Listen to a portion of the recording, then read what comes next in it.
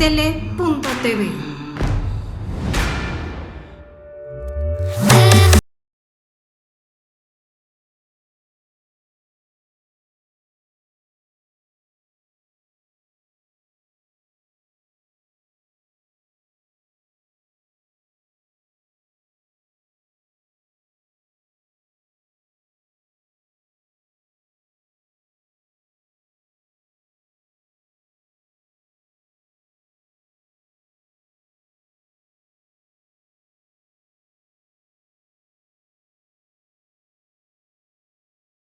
En tus propias palabras, soy Alejandro Ruiz y dada la situación que está viviendo México, es un año electoral, pero sobre todo es un año con ciertas o muchas inquietudes que estamos viviendo como ciudadanos, como personas, obviamente en nuestro aspecto económico, político, social y ni hablar de la salud. Por eso es que hoy he invitado a un gran amigo de Astele, Carlos Díaz de León, ciudadano del mundo, ciudadano mexicano y sobre todo con una gran visión económica, política y social de lo que está pasando en México. Carlos, muchas gracias por darme esta entrevista, te lo agradezco y me voy primero rápidamente a lo que es importante. Carlos, tú como ciudadano, ¿cómo ves a México? Lo veo en una situación muy complicada. Nunca pensé yo, después de la elección del 2018, que había una gran oportunidad de transformar el país, recuperando, conservando lo mejor que tiene la historia de nuestro país en todos los temas, ¿no? Y desde ahí arrancar a tratar de hacer una conformación, porque como dice una frase en política, ni todo lo viejo es malo, ni todo lo nuevo es bueno. Entonces tendríamos que haber recuperado, conservado muchas de las cosas del pasado, pero este gobierno se equivocó al tratar de enterrar, de sepultar, de acabar con el pasado. Y bueno, pues ha destruido instituciones, programas, proyectos que eran muy constructivos para el país, y en su afán por la cuarta transformación, pues, por decirte algo, tienes gangrenado el dedo meñique de la mano derecha, entonces en lugar de hacer algo con ese dedo meñique, cortó la mano. Pues entonces yo creo que tienes que tratar de conservar lo conservable, recuperar muchas cosas que el país nos ha dado en términos históricos, y desde ahí comenzar a incorporar las cosas novedosas que le hacen falta al país, ¿no? Entonces hubo una gran equivocación por ahí, y en todos los temas económicos, políticos, sociales, culturales, estamos en una situación muy crítica, y por eso pues empezamos muy mal el sexenio con un crecimiento negativo. Empieza el segundo año de ejercicio de este gobierno y el primer trimestre, antes de que llegara la pandemia, también negativo. Llega la pandemia, nos agarra debilitados y prácticamente pues estamos en la lona en este momento, ¿no? Entonces, muy difícil. Otro punto importante, no ha habido políticas contracíclicas que defiendan todo este tsunami destructivo que se ha venido, como por un lado por la pandemia, pero también por un gobierno que deja hacer lo que se pueda pasar y destruir instituciones y proyectos del país. Entonces, ¿qué veo? No es un gobierno que trate de contener toda esta ola de descomposición, y los gobiernos precisamente están para eso, para tratar de direccionar el país hacia mejores estadios de desarrollo en todos los segmentos, en todos los sectores, ¿no? Entonces, así lo veo el país, y obviamente que en este momento pues es vital, es fundamental, es indispensable que hagamos como ciudadanos mexicanos la parte que nos corresponde. Y cuando hablamos de ciudadanía, significa más allá de ser electores. ¿En qué sentido? El elector fundamentalmente puede ser confundido, puede ser desviado en sus cosas por políticos merolicos, demagogos, que prácticamente les endulzan el oído, pero nunca les llenan el estómago. Finalmente, bueno, por las pobrezas, las miserias, las desigualdades, y esto nos está llevando a esa situación, ¿no? De entrada diría este asunto, ¿no? Como ciudadano sí lo veo muy preocupado y ocupado, en el sentido de que viene una elección ahora en junio y es momento de poner un contrapeso importante en Cámara de Diputados y tratar de que el equilibrio del poder permita detener a una presidencia omnímoda, una presidencia autoritaria, una presidencia con una visión muy personalista que debemos de tener en este sentido, ¿no? Entonces, más o menos por ahí la vería de manera rápida e introductoria. Carlos, hay algo que me llama la atención. Tú has dicho de esta presidencia que todo lo puede, que todo lo tiene. En ese sentido, ¿nos podrías platicar un poquito de cuál es el presidente que realmente debiera tener México? Mira, el presidente que yo, es más, cuando vi que la elección arrasó Andrés Manuel en la elección del 18, dije yo, qué gran oportunidad ahorita que tiene un respaldo popular fundamental, en donde también por primera vez en la campaña del 18 invitó a los empresarios. El odio a los empresarios se había visto en los otros intentos, pero invitó a Tatiana Cloutier, invitó a Alfonso Romo, muchos empresarios, mucha clase media le creyó en este asunto, ¿no? Entonces dije yo, pues va a ser un gobierno incluyente, un gobierno de gente capaz, de gente comprometida en defender lo mejor que tenemos como país, por todo lo que hemos hecho en el país, y tratar de incorporar cosas interesantes, ¿no? Hacer un gabinete de gente muy capacitada, muy comprometida, y desafortunadamente, pues él dice 90% de honestidad y 10% de capacidad. Entonces, un gabinete tiene que estar configurado por personas de altísimo nivel y en este sentido, cuando un presidente tiene un equipo de trabajo con esas características, pues no tengo la menor duda que va a escucharlos, va a integrarlos, va a complementarlos y desafortunadamente pues él hace todo, hace la política, Morena, el partido es un apéndice de él, Mario Delgado es un pobre muchacho pues que nada más recibe órdenes, ¿no? De por sí tiene los ojos saltones y cuando le dice eso se le saltan más, ¿no? En economía, pues recordemos, Carlos Ursúa se fue, no duró ni un año en la secretaría y luego llega Arturo Herrera, también otro muchacho muy joven, con falta de madurez en muchas cosas y bueno, doña Olga Sánchez Cordero, pues un fracaso brutal, ¿no? Tú dices, una persona con esa trayectoria era para que hubiera hecho un trabajo fundamental y ahí te vas por todos lados, entonces no hay, lo que te hace grande como líder fundamentalmente es el equipo de trabajo. Es como lo vemos en el fútbol, ¿qué te hace líder como director técnico? El que el portero hace la chamba que le toca y el delantero la que le toca, y si el director técnico quiere hacer la chamba de ellos, pues es un equipo que va al fracaso.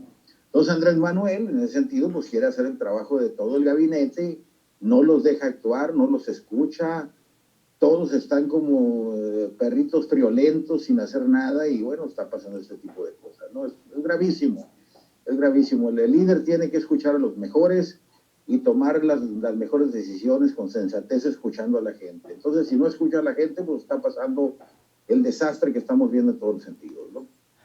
Carlos, dice que hay una expresión que señala que cada pueblo tiene el gobierno que se merece.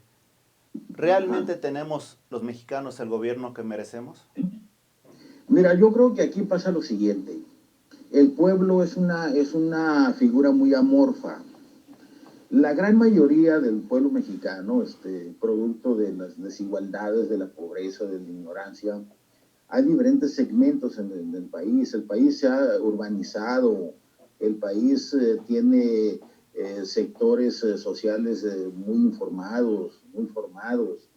Entonces es muy amorfo, pero lo que pasa es lo siguiente, como tenemos una gran cantidad de gente en condiciones difíciles, pues es la gente que la pueden confundir y la confunden, y son a la gente a la que yo le llamo electores, porque Morena y Andrés Manuel trata con electores, no trata con ciudadanos. Los ciudadanos están informados, exigen, demandan, escuchan, reflexionan, contraatacan, contraargumentan, y un elector nomás está escuchando la orden del patrón y por ahí se van, ¿no? Sin ninguna reflexión, sin ninguna interrogante.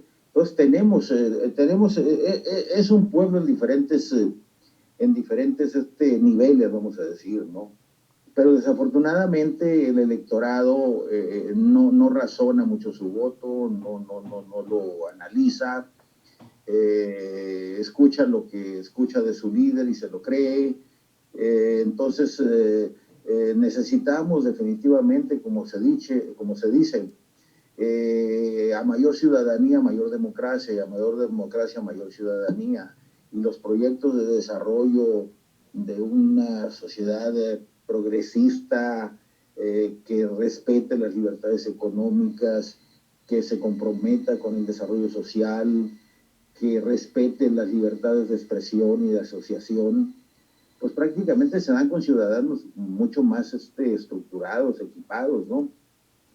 Y desafortunadamente en el país tenemos segmentos muy atrasados, que prácticamente el resentimiento, el rencor los ha llevado a tomar decisiones a la hora de votar de manera equivocada. Tenemos que tratar de elevar el nivel cívico de la mayoría de la gente, los que nos dedicamos a la política y a la instrucción, vamos a decir, ¿no? Entonces, yo lo que siempre he dicho últimamente, bueno, se gana con los votos que cuentan, pero se gobierna con los votos que pesan. ¿Cuáles son los votos que pesan? Los factores reales de poder, que es muy importante, ¿no? Tú tienes que convocar un gobierno que se confronta, que se enfrenta con el sector empresarial, y eso lo hemos visto en el país. Al final de la jornada ese gobierno pierde, ese país pierde, y los que más pierden son la gente de menores ingresos, la gente que en pobreza, en situación complicada económicamente hablando. Entonces, por el bien del país es importante complementar los esfuerzos, hacer un trabajo de alianza y no de lucha de clases, sino de alianza de clases, para que el que trabaja produzca y reciba un buen ingreso, el que invierte tenga la seguridad de que invierte bien, y el gobierno pues también que trate de coordinar esfuerzos y hacer lo que le toca, ¿no? Entonces, y yéndome en concreto a lo del pueblo, es el gobierno que tiene. Desafortunadamente, como dije, las elecciones se ganan con los votos que cuentan, pero se gobierna con los votos que pesan. Y en el país tenemos a una retaguardia muy numerosa que vota y que cuenta, pero desafortunadamente ahorita el presidente también los está llevando a ellos al ejercicio del gobierno, y ha desplazado a los factores reales de poder, que son los que invierten, los que crean empleo, los que crean riqueza. Y si no hay riqueza, no hay generación de riqueza, va a llegar el momento en que no va a haber ni para los que no tienen. Entonces es importante empujar un proyecto de armonía, de equilibrio entre los factores de la producción, el trabajo, la inversión, el capital, los empresarios, y echando a caminar un proyecto de armonía de parte del gobierno que lidere de manera interesante este asunto, ¿no? Sí. Fíjate, Carlos, tengo el teléfono abierto y me están llegando algunos cuestionamientos o mejor señalamientos del público. Y te voy a comentar algo que es el primero que me llama la atención. ¿Tú qué piensas de lo que sucedió con Peña Nieto cuando escondieron una casa de 80 millones de pesos, que era la famosa Casa Blanca de la Gaviota? Y por otro lado, en este gobierno se le regalan 89 millones de pesos o se le dan al hermano del presidente para que vaya con un estadio. ¿Cuál es tu apreciación en ese sentido? Pues es la locura, es la locura en primer lugar porque vivimos una situación económica muy complicada. La situación de salud con la pandemia es la locura, ¿no? Estamos prácticamente paralizados. E invertir el poco dinero en estadios de béisbol, pues es una insensatez brutal este asunto, ¿no? Hay que criticar cualquier actitud de corrupción, eso sí es cierto. La Casa Blanca pues fue prácticamente el inicio de la debacle de la imagen de Peña Nieto, ¿no? Sí. Luego los 43 de Ayotzinapa, entonces fueron algunos 3 eventos que comenzaron a deteriorar la imagen del presidente, y en paralelo se deteriora la imagen del partido que él representaba. Pero ahorita, bueno, estamos en la situación del teflón. Todo lo que le pasa a Andrés Manuel se le sigue resbalando a la gente, pero llegará el momento, porque nada es eterno. En cualquier momento, cuando la gente ya sienta que el bolsillo está en preocupación brutal, que no hay empleo, que no hay ingreso, que no hay comida en la casa, que hay hambre, que hay inseguridad por todos lados, y más que nada la inseguridad de no tener tú los recursos necesarios para llevar el pan a la mesa, ahí la gente va a comenzar a reaccionar de manera muy importante y se le va a olvidar una serie de mentiras y de desviaciones y de justificaciones que todo se hace por lo que pasó en el pasado. Y algo muy importante también en este asunto. En México y en el mundo, a los gobiernos en turno son los que se le califican. Y el 6 de junio no se le va a calificar al pasado ni al futuro. Se le va a calificar a este gobierno. Este gobierno va a tener 2 años y medio en el poder y a él se le va a calificar al gobierno en el presente sus resultados de carácter económicos, de salud, de seguridad, de todo ese tipo de temas, ¿no? Entonces, no tengo la menor duda que a quien se le va a calificar va a ser el gobierno en turno y por lo tanto la calificación de reprobado se va a reflejar en los resultados electorales que también se le pueden ir al abismo. ¿En qué sentido? Porque finalmente la gente vota por intereses, vota por conveniencias, vota por su situación en todos los sentidos, ¿no? Y si la situación está en deterioro brutal, en primer lugar las clases medias, las clases altas, estamos en situación complicada, muy difícil. Y mucha gente que si no hay generación de riqueza, la gente de los segmentos bajos, pues tampoco van a tener ingresos, como lo estamos viendo en el sector restaurantero, porque los meseros y los que trabajan en los restaurantes, pues obviamente pues ellos son gente de clase de ingresos bajos y van a tener problemas importantísimos en su casa, ¿no? Entonces, todo ese tipo de situaciones, estoy seguro que la política del teflón, que todavía le está dando resultados a Andrés Manuel, se le va a reprobar, porque tú dices, bueno, se le reprueba en seguridad, en economía, en salud, y al final de la jornada pasa el semestre con una buena calificación, y eso es una locura esto. Oye, yo soy economista y en mi primer semestre reprobé, de 6 materias reprobé 4, y sin embargo pasé el semestre, pues son mentiras. Entonces, si te reprueban en las materias, pues tú no tienes por qué tener una calificación de aprobatoria. Entonces, es lo raro de este asunto, porque también mucha gente dice, oye, se le aprueba a Andrés Manuel como líder mesiánico, le dan una buena calificación y como presidente lo reprueban. ¿Por qué? Porque el presidente tiene que dar resultados, ¿no? Entonces, en una vertiente los siguen adorando, pero en otra vertiente lo siguen reprobando. Entonces, como presidente tiene calificaciones muy bajas, ¿no? Entonces, eso se va a reflejar en el voto, porque la gente vota en defensa propia, la gente vota con el bolsillo, la gente vota por conveniencias y solamente la insensatez puede llevarlos a votar en contra de sí mismo y de su familia. Carlos, mira, yo creo que puede ser que no haya una presidencia acorde a lo que requieren los mexicanos en tu apreciación, pero ¿crees que hay un poder legislativo acorde con los intereses de los mexicanos? No, no, definitivamente. Pues precisamente el equilibrio del poder se da a través de 3 órganos de poder, el legislativo, el ejecutivo y el judicial. Precisamente Montesquieu lo planteó de esa manera porque decía, si el poder se queda en unas solas manos, los 3 poderes en una sola mano, pues legisla, se ejecuta y sanciona la misma persona, pues ¿cuál democracia? ¿Cuál equilibrio? ¿No?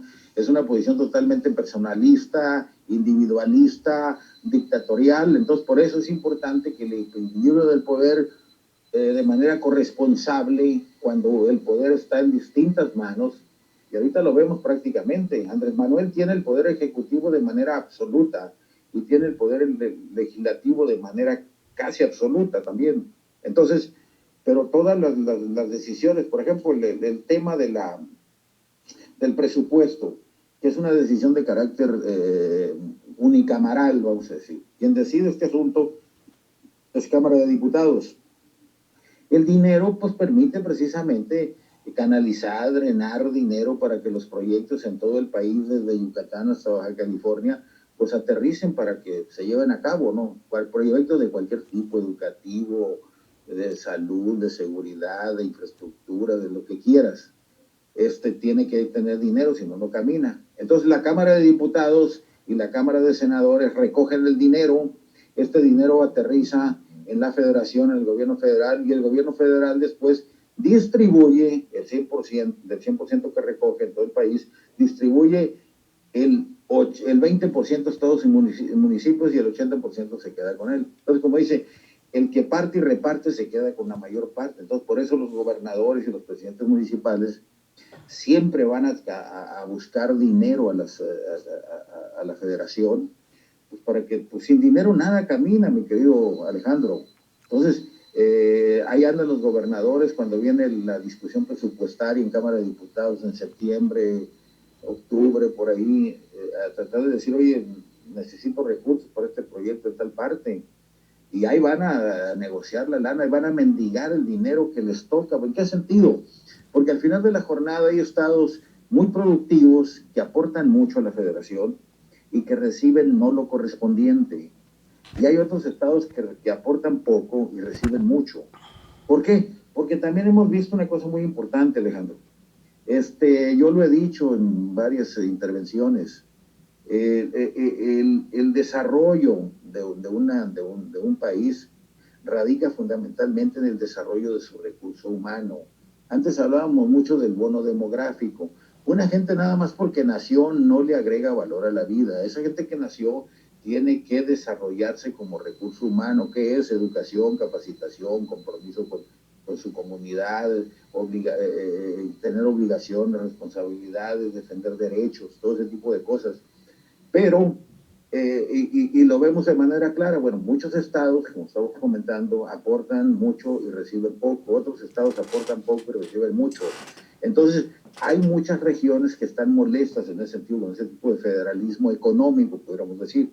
Entonces, producen con el hecho de reinvertir en sus propias regiones, pero también como somos un país federal, pues es importante que también las regiones que tienen mucho, pues aporten para que los otros vayan equilibrándose y no tengamos mexicanos de primera, de segunda y de tercera, ¿no? Entonces, pero también no debemos de saquear de manera más allá de ciertos límites a los estados productivos. Por ejemplo, el estado más rico, fíjate, el asunto de los recursos humanos. El estado más rico en recursos naturales es el estado más pobre del país, es Chiapas.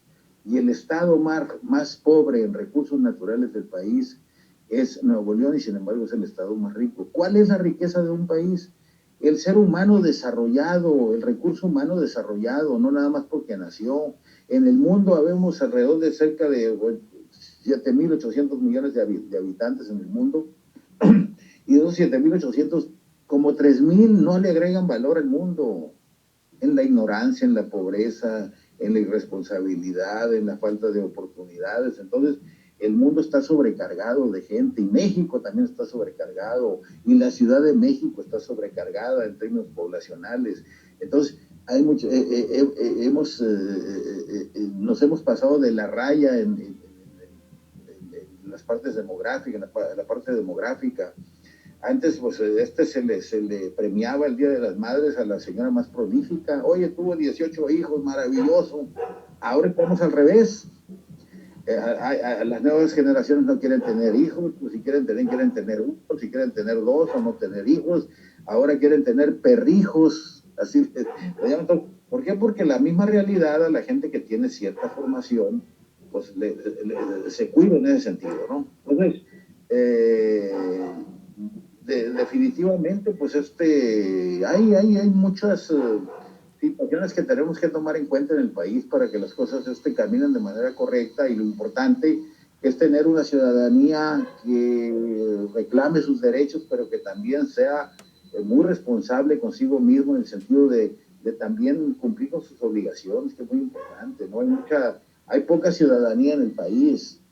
Entonces necesitamos transitar del elector al ciudadano, ¿no? Entonces hay situaciones que debemos de recomponer y con respecto al asunto de la corrupción, mira, vivimos en un mundo imperfecto y la corrupción va a seguir existiendo, pero hay que reducirla, hay que bajarle ese asunto. Hubo momentos en que se pasaron de la raya y es lo que se comenta del gobierno de Peña Nieto, pero fíjate qué interesante. Después de la transición del año 2000 a la fecha, el gobierno de Fox, el gobierno de Calderón, el gobierno de Peña y el gobierno de ahora Andrés Manuel El gobierno menos malo, fíjate, en términos de resultados económicos, fue el de Peña. Dentro de esta transición, tú dices, bueno, pues, ¿qué pasó, no? Entonces, dentro de lo malo, el mismo PRI ha sido el menos malo, fíjate, porque Andrés Manuel está pésimo en todos los resultados, ¿no? Entonces, dices tú, pues dentro de lo malo, y en condiciones también hay que ser claros, ¿eh? El bono petrolero que tuvo Fox y Calderón ya no le tocó a Peña. Antes el petróleo, el barril estaba arriba de $100, teníamos producción brutal, nos acabamos a Cantarell, y todo ese billete permitió canalizar recursos a los gobernadores, y muchos gobernadores que no tuvieron el cuidado de canalizar a proyectos productivos ese recurso, pues lo gastaron y se lo echaron a la bolsa, ¿no? Entonces, Peña ya no tuvo el bono petrolero, ¿no? Y sin embargo, dentro de las circunstancias, pues en resultados es el gobierno menos malo, fíjate, a pesar de todo lo que ha pasado después del año 2000 a la fecha, ¿no? Carlos, fíjate que algo que me está llamando mucho la atención de lo que estás diciendo es que parecería que solo los conflictos o las situaciones difíciles son hacia México, en forma interna. Sin embargo, aquí hay gente que me dicen, oye, ¿qué va a pasar con Estados Unidos y la relación con México? Sobre todo después de haber apoyado tanto a Trump y ahorita llega Biden y las primeras reacciones, aunque no ha tomado todavía formalmente el poder Biden, es que ya, por ejemplo, se están inconformando en la cuestión de energéticos. Sí. Entonces, ¿qué va a pasar? Ahí platícanos un poco más, Carlos. En primer lugar, mira, si Estados Unidos, como guardián de la democracia capitalista en el mundo, pues ve los problemas que pasan en todo el mundo, y tú crees que teniendo la frontera de 3.000, casi 300 kilómetros de México a Estados Unidos, que lo tiene aquí a tiro de piedra, pues obviamente que Estados Unidos estará atento a que las cosas caminen hacia echar a caminar una democracia liberal, una democracia que permita respetar, bueno, las libertades económicas, las libertades políticas, los derechos humanos, las cuestiones energéticas, porque el mundo, fíjate qué cosa tan bizarra. No es posible que Andrés Manuel esté invirtiendo en 3 proyectos productivos, que esas inversiones le tocaban a la iniciativa privada. El gobierno está obligado, es su responsabilidad social, en invertir en educación, salud, infraestructura. Esas son tareas fundamentales de un gobierno que no debe de desviar su atención en ese sentido. Y sin embargo, los recursos los tomó de ahí para echar a caminar 3 proyectos que le pertenecían, si es que hubieran sido viables, a la iniciativa privada. Entonces metiendo la mano en proyectos que le tocan a la iniciativa privada, y por otro lado, la iniciativa privada está totalmente en la inseguridad, en la incertidumbre, y siempre, como lo comenté hace un momento, siempre que los gobiernos se enfrentan al sector privado, pierde el país, pierde la gente más vulnerable, la más pobre, y pierde el gobierno al final de la jornada. Por necesidad tiene que haber una alianza productiva y una alianza política entre los que producen, para que produzcan, y el gobierno que entra en la parte de equilibrar la parte distributiva, ¿no? Sueldos, salarios, distribución del ingreso, todo ese tipo de cosas. Entonces no tengo la menor duda que Biden va a influir en este asunto. En primer lugar, se está invirtiendo en dos bocas. Ya el tema de, la, de las energías fósiles, pues prácticamente vamos de salida en el mundo, porque tenemos que cuidar precisamente nuestra casa común, que es el planeta, ¿no?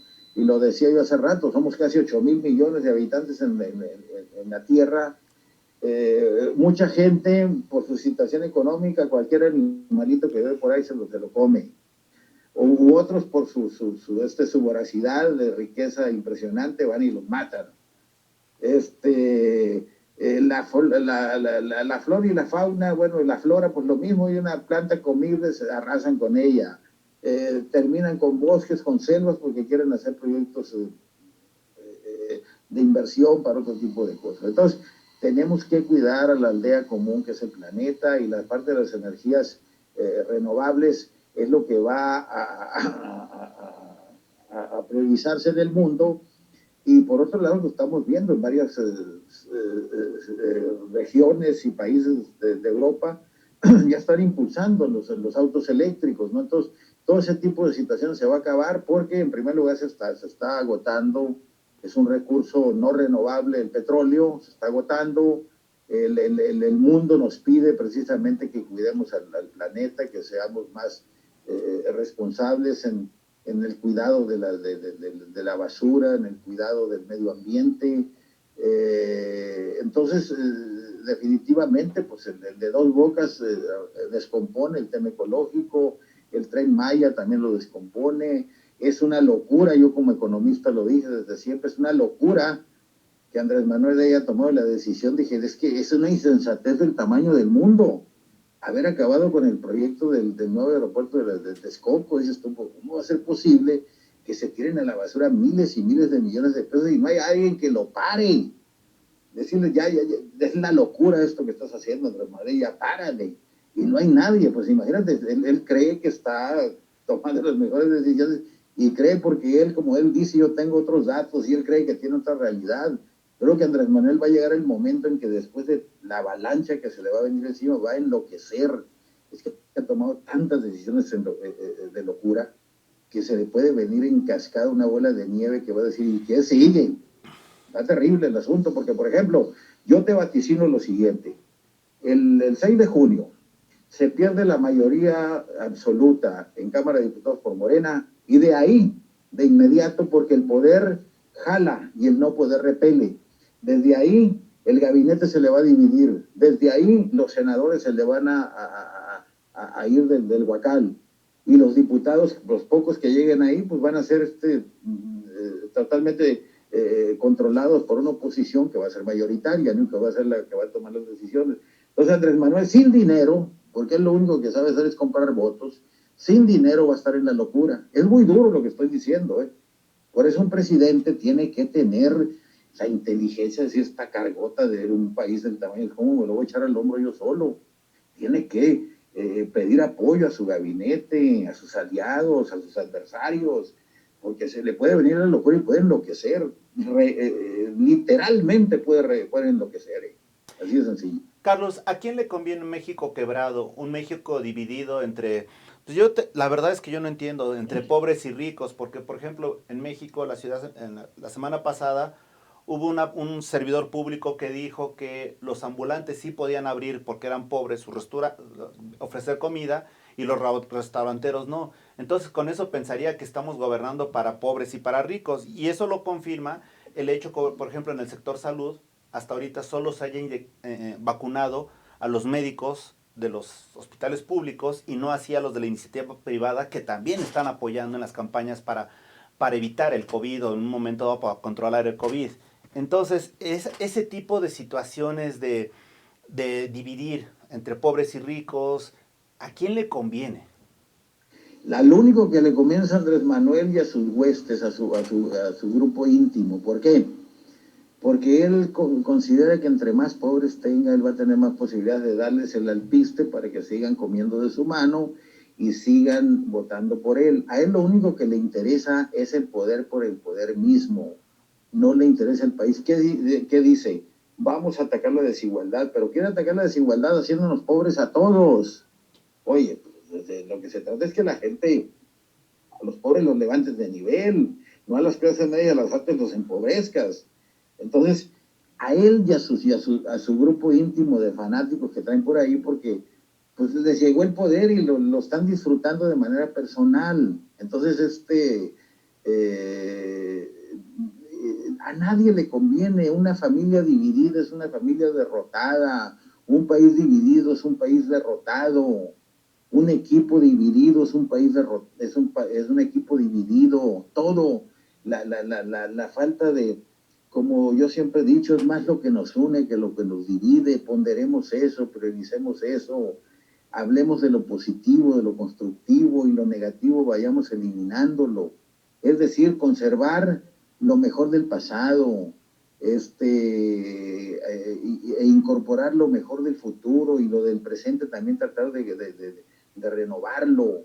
Hay muchas cosas que nos permiten trabajar hacia adelante. ¿Por qué? Fíjate que yo siempre acudo a una cita del doctor José María Luis Mora, ya en sus discusiones con Lucas Alamán posterior a la independencia de nuestro país. Ellos tenían discusiones muy fuertes, Lucas Alamán por la parte conservadora y Mora por la parte liberal. Decía el doctor Mora, en política lo inteligente es tomar la decisión que menos inconvenientes tenga. ¿Qué significa? Que ni todo es blanco ni todo es negro. Hay que tratar de quitar el negro lo mayor posible y meterle blancos al asunto, ¿no? Entonces tratar de ir mejorando las cosas. Como decía Winston Churchill, yo cambio y sigo cambiando con el propósito de mejorar como persona, y así somos los seres humanos. Tenemos que cambiar para mejorar, no para echarnos a perder. ¿Y qué es lo que te permite eso? La cultura, la formación, el estar en la reflexión y tratar de ser un mejor ciudadano, un mejor ser humano en todos los sentidos, ¿no? Entonces, ¿a quién le conviene esto? Solamente a gente enloquecida, a gente fanatizada, a gente resentida, a gente acomplejada. Le interesa que el vecino, que el familiar se vaya a la pobreza. Otra frase muy importante en política: es fundamental asegurarle a la gente cierta felicidad básica de la cuna a la tumba, porque hay mucha gente que nació pobre y no es correcto que se vaya de este mundo sin haber conseguido mejores condiciones de vida, en niveles de vida. Entonces necesitamos sacar a mucha gente de la pobreza. Tenemos 10 millones de indígenas que prácticamente todos viven en la miseria. Lo vemos en las grandes ciudades, hay pobreza por varios lados. Entonces, yo, por ejemplo, que soy de Los Mochis y de aquí te estoy hablando, mi municipio es un municipio muy rico, un valle agrícola maravilloso, tierra maravillosa, y sin embargo yo he sido candidato a diputado y a veces me he encontrado casuchas, familias en condiciones muy difíciles. Digo, en Mochis este asunto, pues en Mochis así pasa, en Sinaloa, pues en Sinaloa. Pero imagínate, ahora vete a las ciudades perdidas de la gran ciudad de la Ciudad de México, o vete al México atrasado, de Guerrero, de Oaxaca, de Chiapas, del sureste, que es el más atrasado, pero también en el norte y en el centro del país también hay segmentos muy vulnerables en términos de pobreza y de miseria, ¿no? Entonces, no vamos a atacar de manera frontal la desigualdad. La desigualdad va a seguir existiendo mientras haya mundo, ¿eh? No somos iguales todos, no somos iguales. Va a haber desigualdad, pero no tiene que haber miseria ni pobreza. Esa es la que tenemos que atacar. Que no haya, que mientras haya una gente que come caviar al día, pues hay otra gente que coma cuando menos frijoles, queso y tortillas y un pedazo de carne. Entonces, eso es lo que tenemos que buscar, ¿no? La desigualdad va a seguir existiendo, hay que eliminar los grados de desigualdad, pero sí hay que atacar, lo que tenemos que atacar es la pobreza, la miseria, eso sí no se vale. Carlos, desafortunadamente estamos a unos minutos de concluir. Te agradezco mucho, la verdad, esta charla.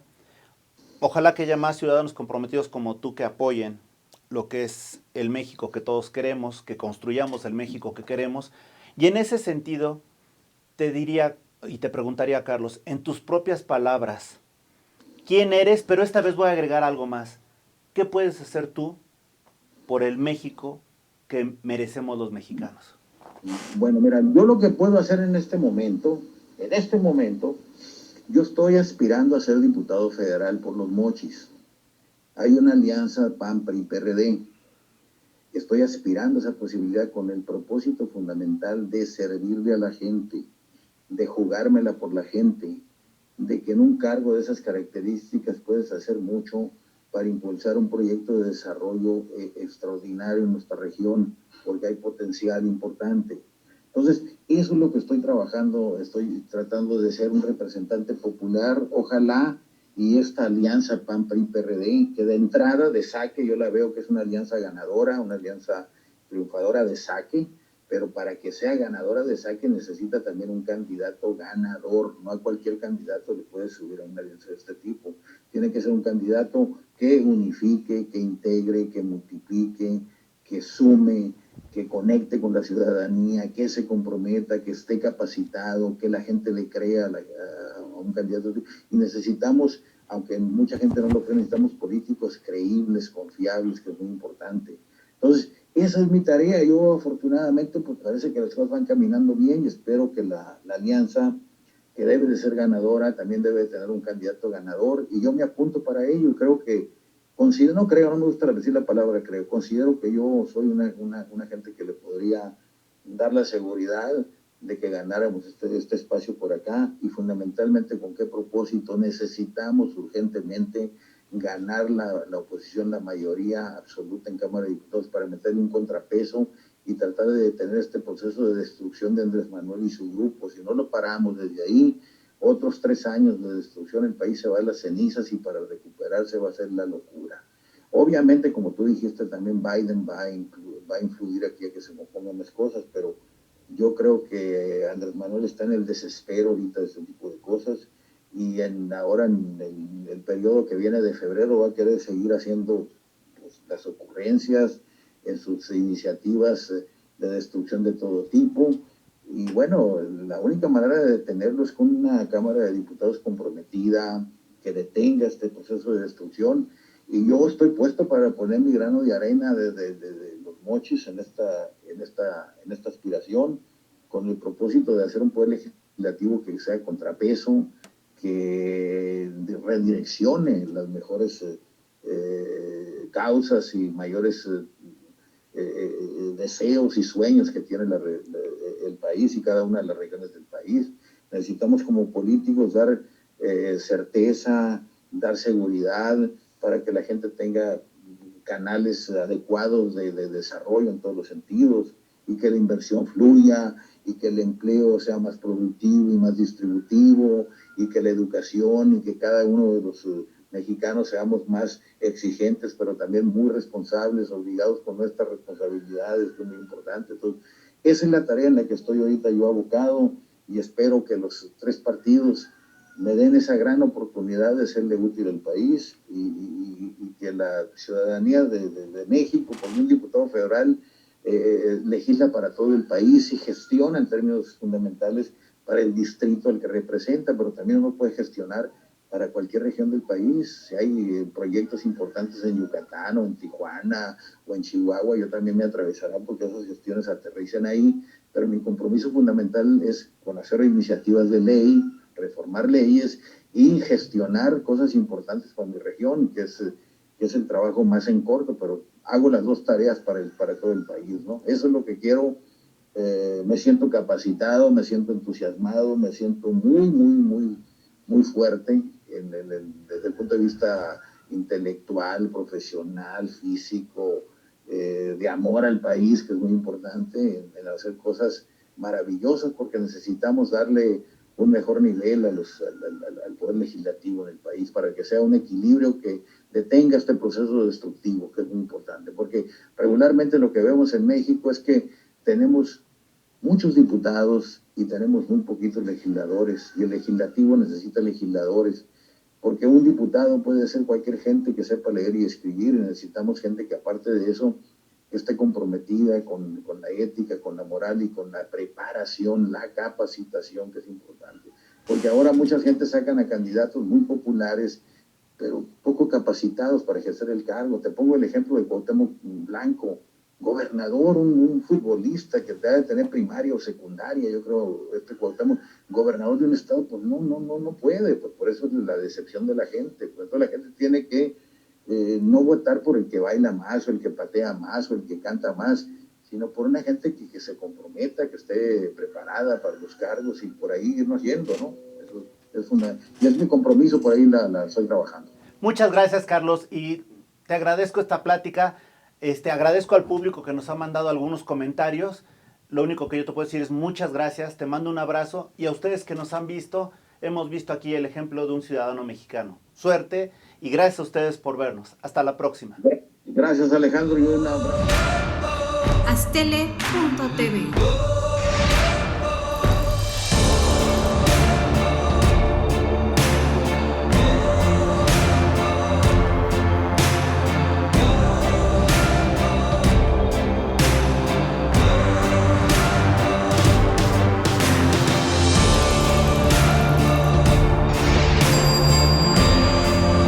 Aztele.tv